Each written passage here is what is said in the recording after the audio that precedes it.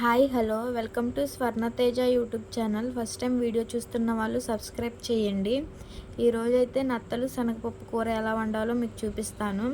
ముందైతే stove on చేసుకుని ఒక కడాయి పెట్టుకోవాలి. కడాయి కొంచెం వేడయిన తర్వాత 4 టేబుల్ స్పూన్ ఆయిల్ పోసుకోండి. నేనైతే ఈ నత్తలు శనగపప్పు కూర చాలా సింపుల్గా వండి చూపిస్తాను. బిగినర్స్ అయినా మంచిగా పర్ఫెక్ట్గా వండేస్తారు. ఈ ఆయిల్ కొంచెం వేడయిన తర్వాత చెక్క లవంగా వేయాలి. అలాగే సన్నగా కట్ చేసి పెట్టుకున్న 2 ఉల్లిపాయలు కూడా వేసుకోండి. అలాగే 4 పచ్చిమిరకాయలు కూడా వేసుకోవాలి. ఇందులోనే 2 రెబ్బలు కరివేపాకు వేసుకోవాలి. వీటిని మంచిగా గోల్డెన్ బ్రౌన్ కలర్లోకి వచ్చేంత వరకు ఫ్రై అవ్వనివ్వాలి. నేనైతే 1/2 కేజీ పైనే వండుతున్నాను నత్తలు. ఇందులోనే ఒక 2 టేబుల్ స్పూన్లు అల్లం వెల్లుల్లి పేస్ట్ వేసుకోవాలి. ఇది కూడా మంచిగా ఫ్రై అయ్యేంత వరకు ఫ్రై అవ్వనివ్వండి. కూర టేస్ట్ అనేది ఆనియన్ అల్లం వెల్లుల్లి పేస్ట్ ఫ్రై అవ్వడంలోనే ఉండిద్ది. ఇందులోనే చిటికెడు పసుపు వేసుకోవాలి.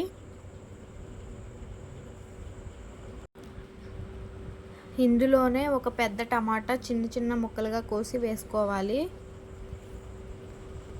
ఈ టమాటా మంచిగా మగ్గిపోవాలి. చాలామంది నత్తలు తినరు. ఇలా నేను చెప్పిన విధంగా వండి చూడండి, మంచిగా తింటారు. ఇందులోనే శుభ్రంగా వాష్ చేసి పెట్టుకున్న నత్తల్ని వేసేయాలి. ఈ నత్తల కూర వండే ముందు 1 గంట సేపు ముందే మజ్జిగలో కానీ రైస్ కడిగి పెట్టుకున్న నీళ్ళలో కానీ నానబెట్టుకోండి. ఇవైతే ఇంకా కొంచెం సేపు ఉడికిని. ఇందులోనే రుచికి సరిపడ్డ ఉప్పు వేసుకోవాలి. ఉప్పు వేసిన తర్వాత మంచిగా తిప్పుకోండి.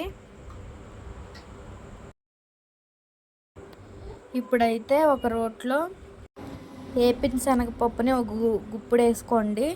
దాన్ని మంచిగా పొడి అయ్యేలాగా దంచుకోవాలి.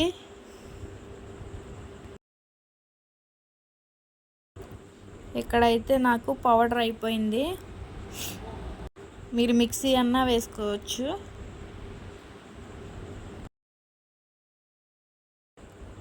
నత్తల్లో ఉన్న వాటర్ అంతా పోయేంత వరకు సిమ్లో పెట్టి ఉడకనివ్వాలి. నత్త అనేది చాలా గట్టిగా ఉండిద్ది. ఇక్కడైతే మంచిగా దగ్గరికి వచ్చేసింది. వాటర్ అంతా ఉడికిపోయింది. ఇందులోనే 3 టేబుల్ స్పూన్లు కారం వేసుకోవాలి. కొంచెం కారం ఎక్కువే పట్టిద్ది, ఎందుకంటే శనగపిండి వేస్తున్నాం కాబట్టి. ఈ కారం కూడా ఫ్రై అయ్యేలాగా అంతవరకు మంచిగా ఫ్రై అవ్వనివ్వాలి.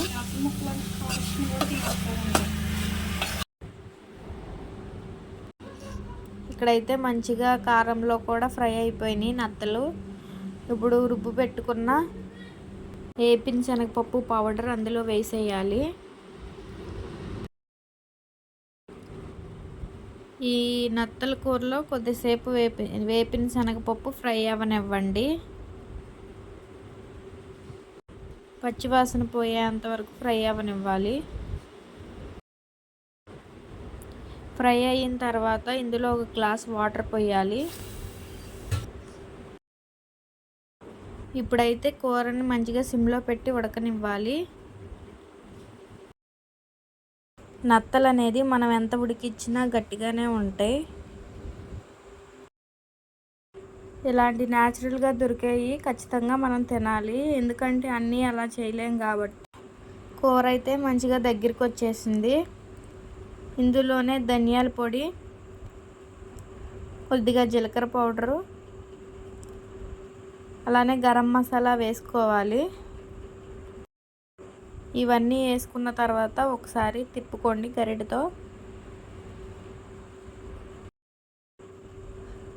చూడండి ఎంత మంచిగా కనపడుతుందో తొక్కలాడుతా. ఇందులోనే సన్నగా కట్ చేసి పెట్టుకున్న కొత్తిమీర కూడా వేసుకోవాలి.